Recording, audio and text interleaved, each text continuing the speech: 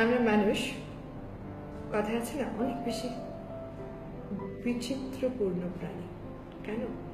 কারণ আমরা সবসময় হায় হায় করতে থাকি, অজানা একটা আতঙ্ক নিয়ে টেনশন করতে থাকি, এখানে চাকরি হবে কিনা, ওখান থেকে ওটা হলে কি হবে, অনেক কিছু নিয়ে এত বেশি দুশ্চিন্তা করতে থাকি যে মনে হয় যেন ওটা নিয়ে দুশ্চিন্তা করাটাই আমাদের জীবনে একমাত্র লক্ষ্য হয়ে পড়ে, তাই না?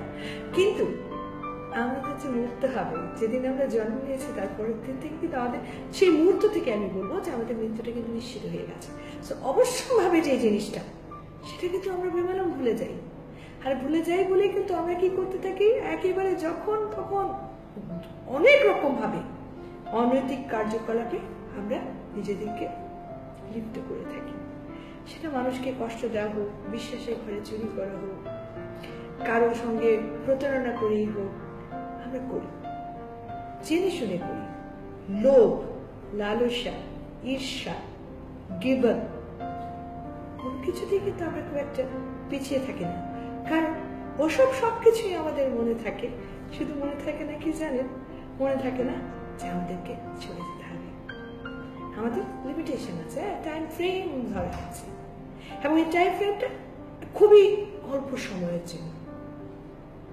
এই সময়টুকুতে আসলে আমাদের কিন্তু মনে রাখা উচিত ভালো কাজ করার কথা।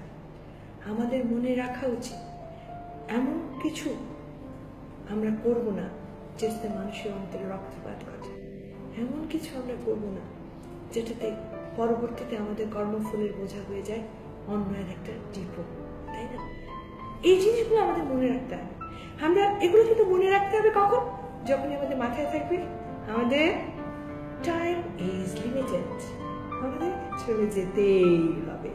পৃথিবীতে সব কিছু ঠেকানো যায়, কিছুক্ষণের জন্য হোক, দিনের পর দিন হোক, জাগতিক সবকিছুকে আমরা আটকাতে পারি কোনো না কোনো ভাবে, চেষ্টা করি। কিন্তু মৃত্যু সুনিশ্চিত, ওটাকে কিন্তু কোনোভাবে আটকানো যায় না।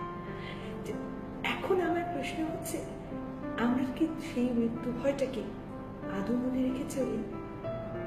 আমরা কি মৃত্যু ভয়টার কথা মাথায় রাখি?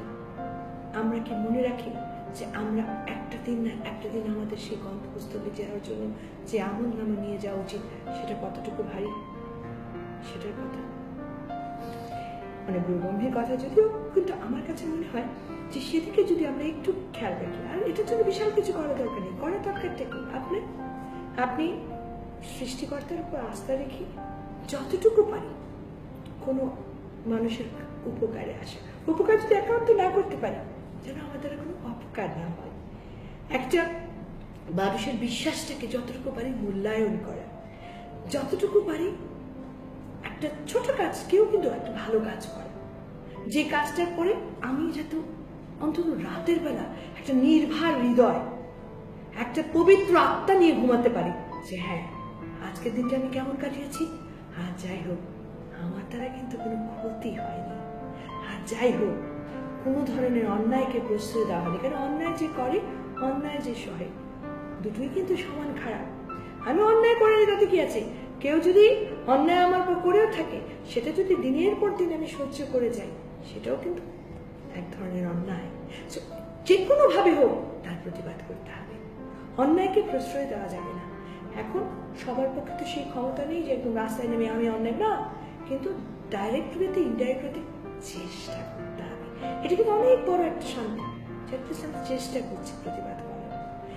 কবে আমি বড় শক্তিশালী বলার জন্য বসে থাকা দরকার নেই, অন্যায় প্রতিবাদ করেন যতটুকু পারেন, নিজের বিবেকে যে টুকু দেয় ততটুকু হলেও মানুষের জন্য এগিয়ে আসেন, নিজের কাছে পবিত্র থাকার চেষ্টা করেন। কারণ আপনি আমাদের সবার কাছ থেকে আমরা সবকিছু লুকাতে পারি, কিন্তু নিজের কাছ থেকে কি লুকানো যায়? নেই, আর কোথায় লুকানো যায় না। উপরে একজন আছে, ওনার কাছ থেকে কিন্তু কোনো কিছু লুকানো যায় না। তা এই জিনিসটা যদি মাথায় রাখি, আমাদের যদি মনে রাখি যে আমার টাইম ইজ লিমিটেড, এবং এই লিমিটেড টাইমের মধ্যে না আমাদেরকে এমন কিছু সঙ্গে নিয়ে যেতে হবে যেটা হচ্ছে আমাদের আমল নামা, সেটা যেন একটা বিশাল বড় কি হয়, আমাদের জন্য একটা পুরস্কার স্বরূপ হয়, তাই না? ছোট্ট একটা কথা দিয়ে শেষ করতে চেষ্টা হবে যে কয়েকদিন আগে একজন আলেমের কথা বলছিলাম, তো ওখান থেকে কথা থেকে জিনিসটা নিলে কথাটা দাঁড়ায় এরকম যে আমরা এত বেশি আজকাল মডার্নাইজ দুনিয়ার উপর নির্ভর হয়ে গেছি যে দেখা যাচ্ছে যে আমরা স্কাইপ অন করলে দেখা যায় আমরা 2 মিনিট আগে অনলাইন ছিলাম, হোয়াটসঅ্যাপে দেখা যাচ্ছে 4 মিনিট আগে অনলাইন ছিলাম, ইমোতে দেখা যাচ্ছে যে এই তো 1 মিনিট আগে অনলাইন দেখা গিয়েছিল, কিংবা যদি বলা যায় যে হোয়াটসঅ্যাপের সাথে ভাইবারও 10 মিনিট আগে অনলাইন দেখা গেছে, আর ফেসবুক অনলাইন আছি। কিন্তু আমাদের নিজেকে কখনো আমরা জিজ্ঞেস করে দেখেছি যে আমরা আমাদের উপরওয়ালার সাথে কথা অনলাইনে থাকি? বেশি না। ওই জায়গাটা কিন্তু আমরা ওই বেসিক্যালি আমাদের রমজান মাস আসলে আমরা অসম্ভব বেশি অনলাইনে থাকার চেষ্টা করি। এই জিনিসটা থেকে আমি বলবো আমাদেরকে পুরো রমজান মাস থেকে আমাদের বাকি 11 মাসের মধ্যেও এই ফিলিংসটা সরিয়ে দিতে হবে। প্রতিদিন বেশি না 5 বার অনলাইনে থাকলেই তো হয়, তাই না? তো এই জিনিসটা আমাদের সঙ্গে যাবে।